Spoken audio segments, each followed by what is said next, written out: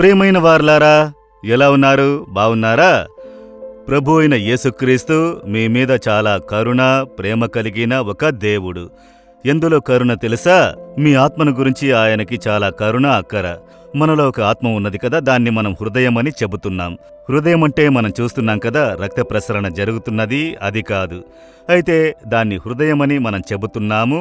ప్రభువు మనలో వచ్చి నివసిస్తున్నారు కనుక మన హృదయము అది చాలా ముఖ్యమైనది. మన ఆత్మ అని చెప్పునది. దాన్ని మనం కన్నులారా చూడలేము, అది మనలో ఉన్నది. అందులో దేవుడు వచ్చి నివసిస్తున్నారు. దీన్ని మనం కాపాడుకొనుట చాలా ముఖ్యమట.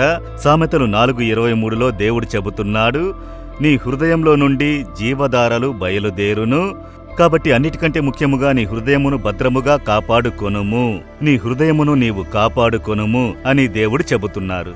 మనమొచ్చి మన శరీరమును కాపాడుకొనుటలో చాలా జాగ్రత్తగా ఉంటాం కదా. మనం ఆరోగ్యంగా ఉండాలి, రోగం రాకూడదు, ఉదయాన్నే పరిగెత్తుట, ఎక్సర్సైజ్ చేయుట, తినడంలో జాగ్రత్త కలిగి ఉండుట మంచిది. మనం దాన్ని కాపాడుకోవాలి.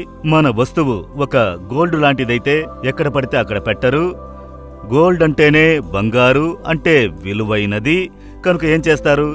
ఇంట్లో బీరువాలో దానిలో ఒక చిన్న అరలో పెట్టి అందులో ఒక కీ వేసి లోపల చాలా జాగ్రత్తగా ఉంచుతారు. అది చాలా జాగ్రత్తగా ఉండాలి. ఎక్కడ పడితే అక్కడ గోల్డ్ పెట్టకూడదని చెప్తారు కదా. ఆ విధముగా విలువైనది కాపాడుకొనుటలో జాగ్రత్త కలిగి ఉండాలి. కనుక మీకొక స్థలం ఉన్నది అని అనుకోండి. అక్కడెవరో ఒకరు వచ్చి గుడిసె వేస్తే ఊరుకుంటారా? వెంటనే అయ్యో స్థలాన్ని కాపాడుకోవాలని చెప్పి వారిని తరిమి చుట్టూ కంచెవేసి కాపాడుకుంటారు. కనుక మనదైన ఒక దాన్ని కాపాడుకొనుటలో జాగ్రత్త కలిగి ఉంటాం కదా. అయితే మీ హృదయము చాలా కాస్ట్లీ అయినది, ఎంతో ఖరీదైనది.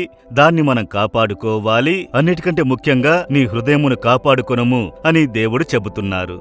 ఆ హృదయమే దేవుడు నివాసము చేయు ఒక స్థలము.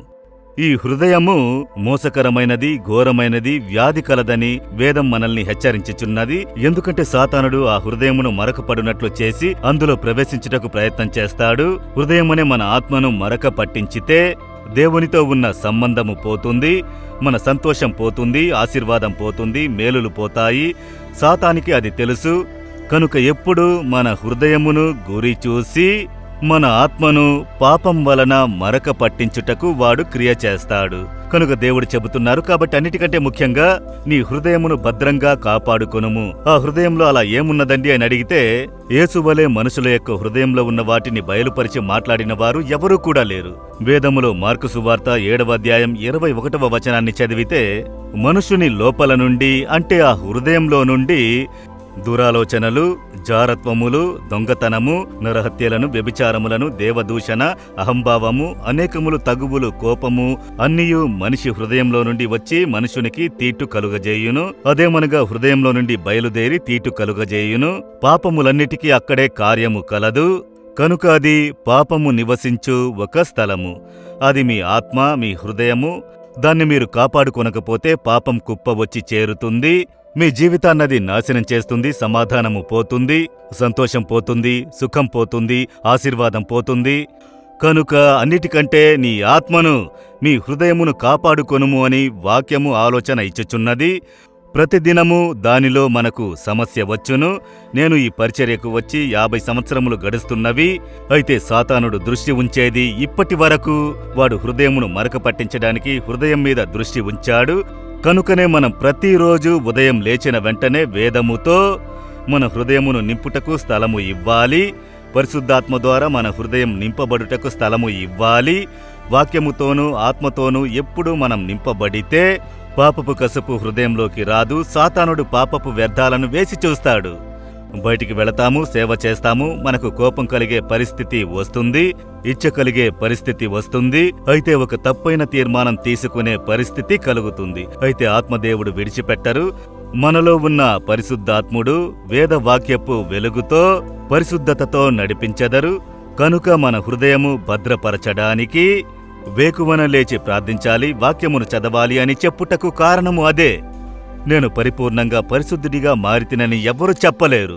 100 ఏళ్లైనా వారికి కూడా పరిశుద్ధత అవసరము. వారికి కూడా పాపశోధన కలుగును. కనుక మనలో ప్రతి వారము వేకువనే లేచి ఈ వాక్యముతో హృదయము నింపబడుటకు స్థలమునిచ్చి, దేవా హృదయమును కాపాడుడి, ఆత్మతో శక్తితో నన్ను నింపి కాపాడుడి అని ప్రార్థించి హృదయమును పరిశుద్ధతతో కాపాడుకొనుటకు జాగ్రత్తగా ఉండాలి. అర్థమవుతుందా మీకు? ఇప్పుడు మీ హృదయమును శోధించి చూడండి. ఎవరి మీదనో చేదు కలిగి ఉన్నారు, ఈర్ష్య కలుగుతుంది కదా, కోపం కలుగుతుంది కదా, కొన్నిసార్లు కొందరిని చూసినప్పుడు ఇచ్చతో కూడిన ప్రేరణ కలుగుతుంది కదా. వెంటనే దేవునితో చెప్పండి, నా హృదయమును కాపాడుడి, నాకు సహాయము చేయుడి, ఈ వ్యర్థాలన్నీ నా హృదయంలో చేరకూడదు, ఇవన్నీ నన్ను విడిచి తొలగిపోవాలి, నా హృదయం ప్రేమతో నింపబడాలి, పరిశుద్ధతతో నింపబడి ఉండాలి, తగ్గింపుతో ఉండాలి, మనసులో ప్రేమ కలిగి ఉండాలి. ఇది ఎంత బావున్నది కదా. ఆ విధంగా మన హృదయం నింపబడి ఉంటే ఎప్పుడూ సంతోషంగా ఉండవచ్చు. అదే యేసుక్రీస్తు అలాంటి హృదయాన్ని మనకు ఇచ్చువారు, సహాయము చేయువారు. ఇప్పుడు చెప్తారా, లేదండి నేను పాపం విడిచి మారు మనసు పొందలేదు, నా హృదయం కుప్పతో నిండి ఉన్నది అని అనుకుంటున్నారా? ఏమీ లేదు. మీ హృదయంలో చేపెట్టుకుని, యేసయ్యా, మీరు నా పాపమును క్షమించుట కొరకే కదా సిలువలో రక్తము చిందించితిరి, మీ రక్తముతో నా హృదయమును కడగండి, పాప మరకను కడిగి శుద్ధీకరించండి, నా హృదయమును కాపాడుకొనుటకు నాకు కృపను ఇవ్వుడి అని ప్రార్థించండి. ఈ దినం నుండి ఒక మార్పును చూచెదరు. ఆయన వచ్చి మీలో నివసించును. పరిశుద్ధుడైన దేవుడు వచ్చితే పాపము హృదయంలో ఉండదు, వచ్చిన వేగంతో తిరిగిపోతుంది. కనుక దేవునితో చెప్పండి, యేసయ్యా, నా మనసులోనికి మీరు రండి, నా హృదయమును మీ రక్తముతో కడిగి పరిశుద్ధపరచుడి, నేనన్నిటికంటే జాగ్రత్తగా నా హృదయమును కాపాడుకొనుటకు నాకు కృపనివ్వుడి, నా హృదయము మరక పట్టకూడదు, పాపపు వ్యర్థాలు చేరకూడదు. ఈ రోజంతయు అనుదినము నన్ను పరిశుద్ధతతో కాపాడుకొనుడి. యేసు నామములో amen, amen. Jesus redeems Telugu YouTube ఛానల్ను సబ్స్క్రైబ్ చేయండి. సబ్స్క్రైబ్ బటన్ను క్లిక్ చేయండి మరియు బెల్ బటన్ను నొక్కండి. ప్రతిరోజు కార్యక్రమ సమాచారం పొందండి.